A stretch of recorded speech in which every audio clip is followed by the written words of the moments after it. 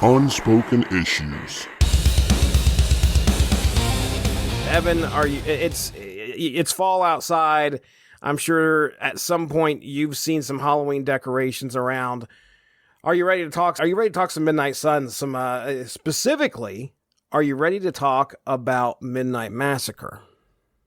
I thought we were going to discuss the life of a showgirl, but it's your show, so whatever. Well, I got the calendar dates mixed up. I'm sorry. Okay, all right. I can pivot. Talk about a nightmare. That's Chris Armstrong over there making jokes. Hey, listen, Chris, was this your suggestion here?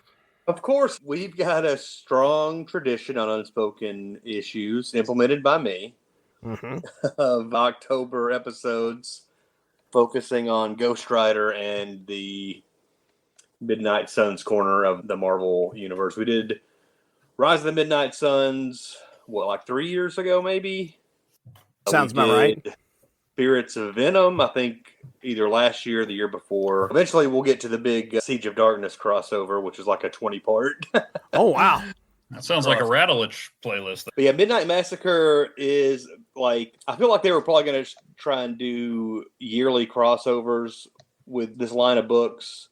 This 5-parter came exactly a year after the first Rise of the Midnight Sun story concluded, or maybe a year after it started, I guess. This is Nightstalkers number 10. I mean, the line didn't make it much longer past this, about another year or so.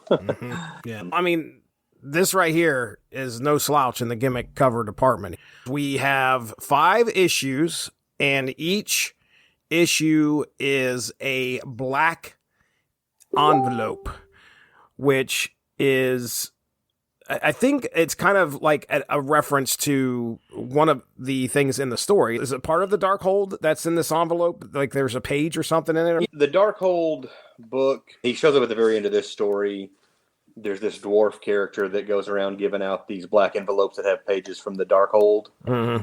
And it's kind of Twilight Zone-y, I guess, where the pages are kind of cursed. And the Darkhold Redeemers are trying to collect all these pages. That's what these covers are referencing, the black envelopes that the Darkhold pages are in. Yeah, so we kick whole storyline with Blade getting one of the pages. Yeah, so, I mean, I did not know it was an envelope. I just saw black. Yeah, I mean, it is. If you look at the back, I'm guessing you read these on Marvel Unlimited. Yeah, I've got the Nightstalkers issue somewhere, but I did not dig it up.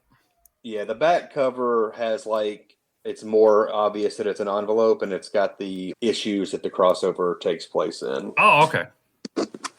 Well, Evan, when this was coming out, any interest in picking this up, or were you picking it up? My entire contemporary experience with the Midnight Suns line was, oh, cool, I like this Nightstalkers book. I bought the first issue. That was it. I never, 20 years later, I found issue 2 at an antique shop for $3, and I bought it to see what happened next. That was it. I thought Ghost Rider looked awesome because I have eyes, and we were all a little curious about Morbius at some point. Mm-hmm. I have extensive experience with the Darkhold Redeemers from reading their Marvel Series 3 rookie card over and over. That's it. Okay. Yeah, I can remember the covers being on the shelves. They did a good job of making you understand that these characters were going to run into each other a lot. It almost felt like a universe set outside of Marvel, but you get what I'm saying. It's definitely something that, hey, these people are going to be running into each other more than, the X-Men are going to be popping up in this book at all, or, that's not going to happen often at all. But Morbius... And they're all going to talk about Doctor Strange, but he's not going to show up. No, he isn't. So, but yeah. Can we just take a moment to appreciate that there was a time where Ghost Rider launched an entire line of comics, and now it's you can be the B-plot on Agents of S.H.I.E.L.D. for half a season. Mm-hmm. Right. Well, let's go ahead. We'll get into the creative team here for our first book. And this is on sale, according to Mike's Amazing World of Comics, June 1st of 93. So as spooky as these titles are, it was just a little bit before Halloween when it was getting released. Summer crossover. That's right. A lot of these creators we were going to be talking about, we've talked about on the podcast before. Let's go ahead. We'll get into the first issue. Well, actually, I want to do the first three. I'll do a synopsis for the first three, and then we'll talk about what happened, pick our panels, and go from there. Any notes that we have. And then we'll do the last two. Any commentary before I hop into that, though? I think I may have mentioned this when we did the Rise of the Midnight Suns, but this whole line is kind of like Marvel reviving the horror line they had in the 70s. Blade was a big part of Tomb of Dracula. A lot of the Nightstalkers characters had their appearances in that book. Ghost Rider was a big deal back then.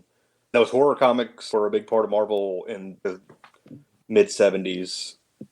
And then this whole line was kind of like them bringing it all back thanks to the success of Ghost Rider or whatever, which is kind of neat because you don't really see a lot of superhero comics that are super horror tinged. You may get one or two books every once in a while. There's Spawn, and Ghost Rider gets a series every 2 years. It seems like it lasts about 8 issues. But it was a neat moment where they had a whole line built around this type of genre, like a subgenre of superhero comics. Yeah, the horror comics were big at a time, and they're making a conscious effort to write stories for these characters that may not have had a story in quite a while, from the Bronze Age or whatever.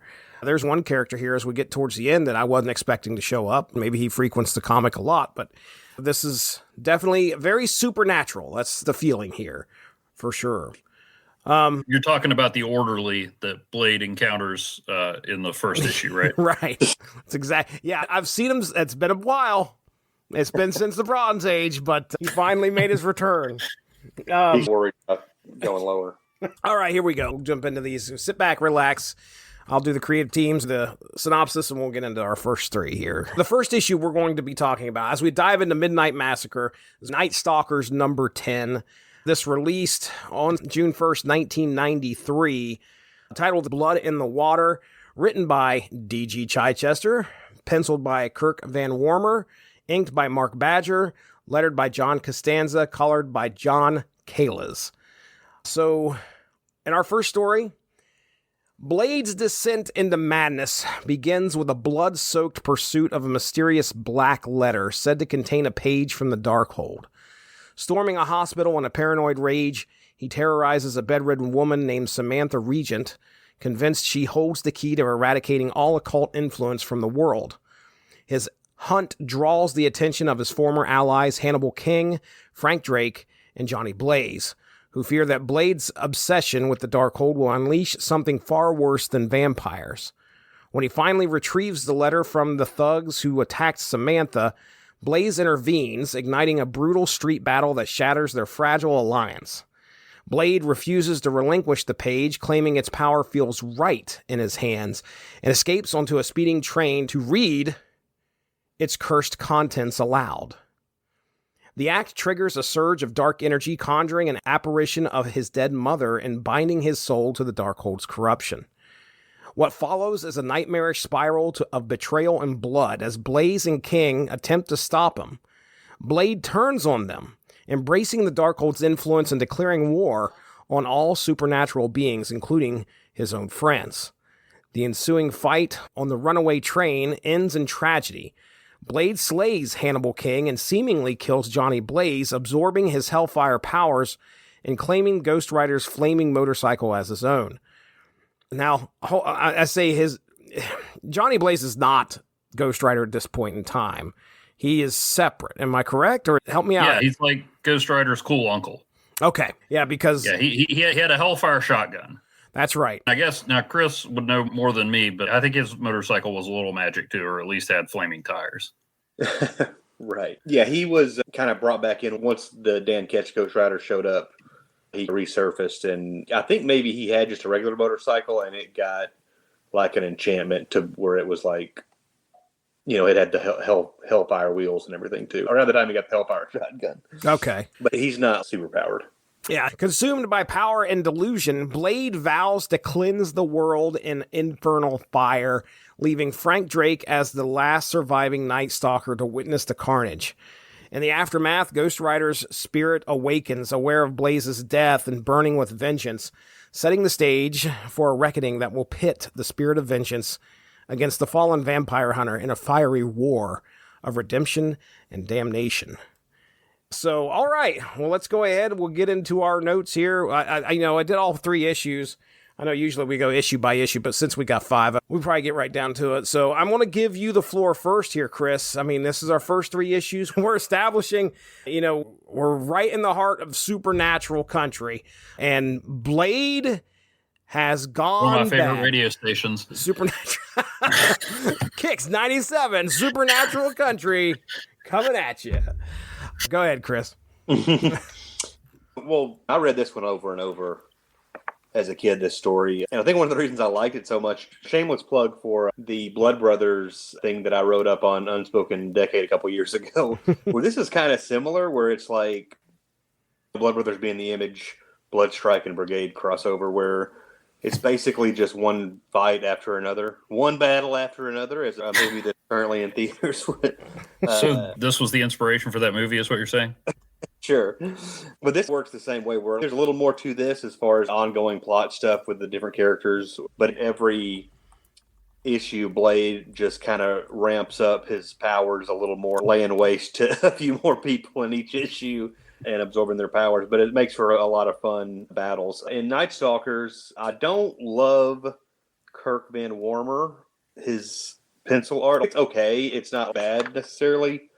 I don't know that it fits with this type of story, although he does do a good job with some of the atmosphere, like the rain and the storm stuff, and the coloring helps. It shows pretty well in this first one that Blade is pretty formidable, because he's taken on the Nightstalkers, except with Johnny Blaze in Blade's place, and takes care of him pretty easily. There's a little resistance from Hannibal King, the vampire, but yeah, he almost kind of cleans house. It seems like it should be more of a fight, but that shows how badass Blade really is. I don't have a whole lot else. He totally could have killed Frank Drake, but he didn't want Yeah, it. that is interesting that he refuses to cross the line of killing a human that doesn't have some kind of occult association. Mystical taint, if you will. What it means, like spoiling something. Yeah, what are you talking right. about, Jesse? Right. Goodness. It would have been nice to have seen Johnny Blaze stick around a little longer. He's probably my favorite character of all the Midnight Suns. I prefer this Johnny Blaze to the Ghost Rider Johnny Blaze, where he's just a guy with a hellfire shotgun and a bad attitude. That's kind of all I got for the first issue. It's a good kickoff to the festivities. Yeah, I'll throw my 2 cents in here for that issue. Blade is kind of ruthless. He's got one focus, trying to get this letter to wipe out the occult. Which, I mean, there's something to be said about like how the occult's always been looked at as bad. So, seeing somebody go, okay, I'm going to eliminate all of this.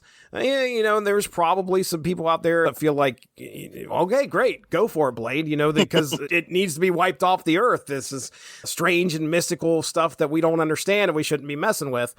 And Blade becomes obsessed with taking everybody out. Of course, the Darkhold really is more the instigator in that, the page he gets a hold of. Because he gets the page at the end of this and starts reading it when he's on that train. It's freaky because his mom comes back to life and he's like, Mama? And she's, I assume this is the Darkhold just using anything it can to influence him in some way. Yeah, give it a vision, sort of. Right. But he starts going through a transformation. He's pretty much looking like Blade. I'm scrolling through the comic right now. I mean, he looks like Blade through most of this comic. He starts killing people. I was expecting, it's just a flesh wound. No, he starts taking out people that were his friends at one point. They were in the Nightstalkers together, for crying out loud. And he's killing them. And I'm waiting for Blaze to get back up. I wasn't expecting Blaze to get taken out so easily. But he does. He's laying on the ground, but you don't know until he starts absorbing stuff. And then, now he's taking over the bike. He's clearly gathering these people's powers, and they're dead. So, of course, at the end of this, we've got Ghost Rider and who is it? It's Frank Drake, right? Frank That's left. Drake, yeah. Mm-hmm. So those two are the only, now they've got to figure out, how are we going to take this guy down? Now he's got the powers of Hannibal King and Johnny Blaze. If he continues to gather more and more power, he's just going to become practically invincible. And this is just the end of issue. This is just the first part of this story. I kind of like the setup here. One of our good guys, Blade, actually succumbing to a temptation to finally fulfill his mission. It doesn't matter who gets in his way. He's going to take them out. As a matter of fact, most of the people that do get in his way are the people that he wants to take out. I agree, the art does feel kind of... this is 93... I don't know much about this artist. I should have did a little more research to find out what else he was on, but I don't know if I've ever... Go ahead. I was going to say Van Warmer, and then there's another artist later in one of the issues that I don't love. It seems like this era for Marvel and DC, like after Image launched, the industry's kind of booming and there's a million books out there. They're not always getting the best artists. Yeah. Not that these are bad artists, but they're not top tier. There's a lot of artists on a lot of the Marvel and DC books, especially when we get later on into like 94. That what's the crossover that comes later, the Siege of Darkness. A lot of the art in that is really rough. It feels like that's part of there not being enough top tier talent to go around in the mid 90s. All right. And he only had the 12 credits on Mike's Amazing World. Only 12?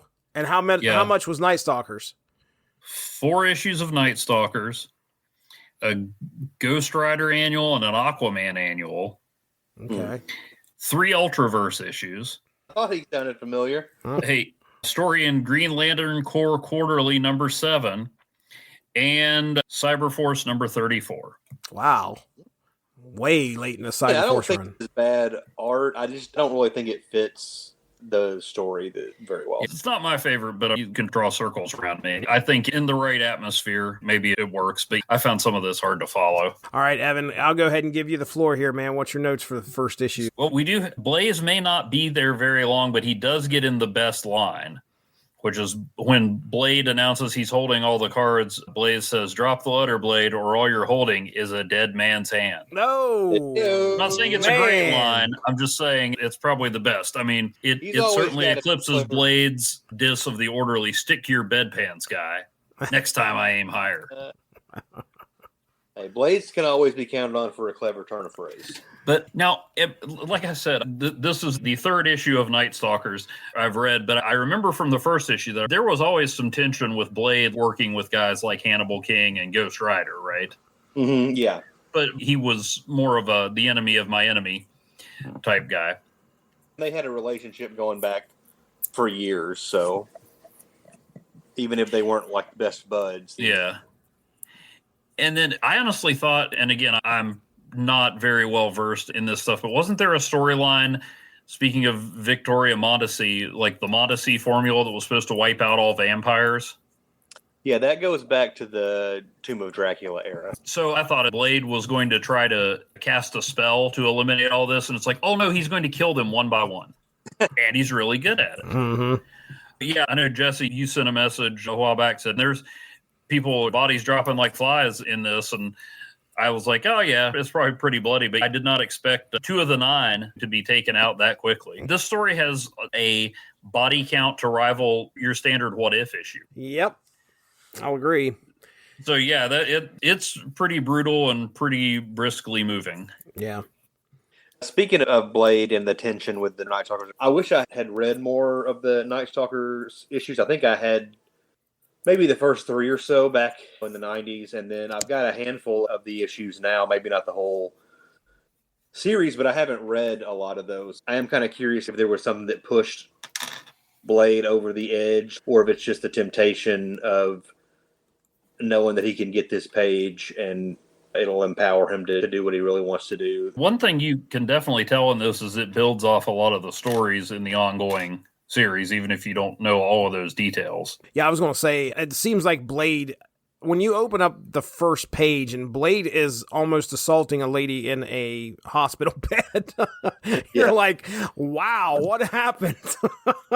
He was definitely brought to a boiling point pretty quickly.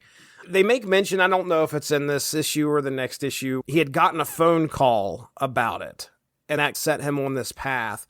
But I'd like to know if there was anything else that built up to this. Sure. Weren't the Nightstalkers like basically a detective agency for dealing with the supernatural? So, okay. Well, let's pick a panel here. Chris, I'll give you first shot at it.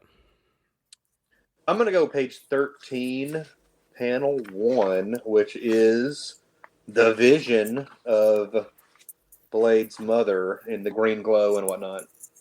Yeah. That when you can see, like, she's even got the blood on her neck from where Dracula had bitten her, when she was giving birth to Blade or whatever, which is his kind of backstory. But yeah. That's mine. It would have been a splash page, but there are a few other smaller panels in there as well. I mean, yeah, she's just coming out of the ether, and she doesn't look too friendly. Let's put it that way. Did the Darkhold always planned to tempt Blade with the vision of his mother, or was it just going to wing it? Oh, that's a joke that works very well in the audio medium. Oh, jeez. Yeah. Yep. People are burning their comics. It's crazy. Evan, I'll let you take the next panel. What do you got to? I was struck by the very first image on the first page with you're used to Blade roughing up demons and vampires and stuff, and there's this lady who looks like she's been through a really awful ordeal, and he's got a knife in her face and is threatening her. I'm like, oh, okay. She seems to be having blood transfused into her. She's not drinking it. What the heck is going on here? I mean, that's one way to draw you into the comic real quick. It's like, sure, you could have Blade fighting a werewolf or something, or this blonde lady. She's already got beat up. I mean, it's not good. Yeah, that is one of the panels that took me way by surprise when I open it up and you see that. It does its job.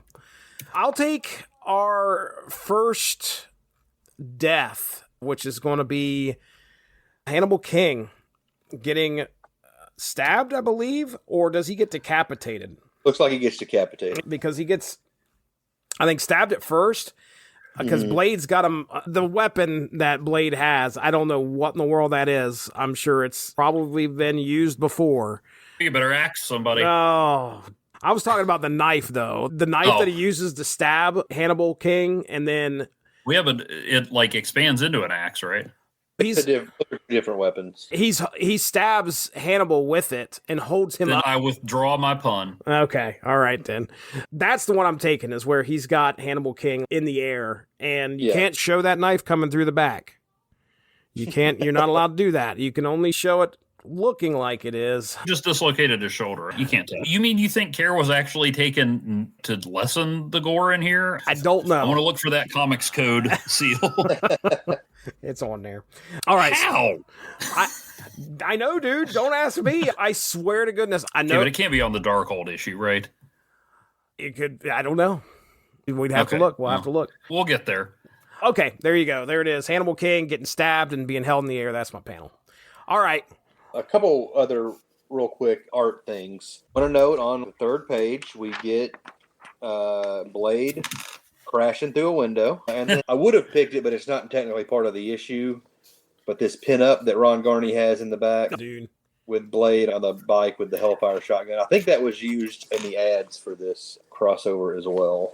Very cool. I grabbed that and posted it on Unspoken Decade before I read it.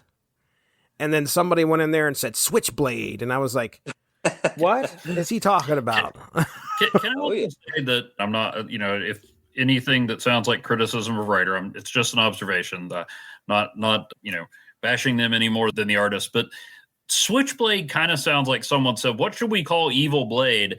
And I went, Switchblade. And they go, yeah, we'll use it. I'm like, no, that was a joke. To me, a Switchblade sounds smaller than the blades you normally associate with Blades, and he is much more dangerous somehow. So the name doesn't quite resonate with the threat the character poses. We're going to revisit that here at the end, because I have made some notes about that. Okay. So let's remember that. But yeah, I love that pinup you're talking about, Chris. It is awesome. If this was for the advertisements and you didn't know what was coming and you saw that, you knew something was going to go down, especially with him being on the cycle. What happened?